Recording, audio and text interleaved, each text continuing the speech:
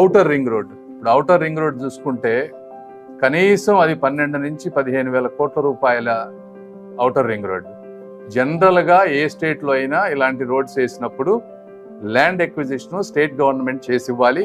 అయితే గడ్కరీ గారు మనకున్నటువంటి పరిస్థితుల దృష్ట్యా బాబు గారు మేము ఎక్స్ప్లెయిన్ చేసినప్పుడు మేము ఈ రోజున ల్యాండ్ ఎక్విజిషన్ చేసి ఇవ్వలేము అన్నప్పుడు, సరే అది కూడా మేమే చేస్తాం, మీరు కొంచెం మెటీరియల్ కాంపోనెంట్ శాండ్ అవి ఇస్తే చాలు అని ఆయన పెద్ద మనసుతోటి దాదాపుగా 15,000 కోట్ల రూపాయలు విలువైనటువంటి ఈ ప్రాజెక్టుని మనకు ఓకే చేశారు. ఇది కూడా అదేవిధంగా వెనుకబడిన జిల్లాలని ప్రకాశం కూడా యాడ్ చేసి వీటన్నిటికి కూడా స్పెషల్ నిధులు ఇస్తున్నారు.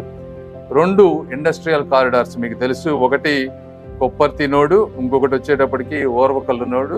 ఈ రెండింటికి ఇంకా డీటెయిల్స్ రావాలి వీటిలో, బట్ అవి ఒక 2 మేజర్ వస్తున్నాయి.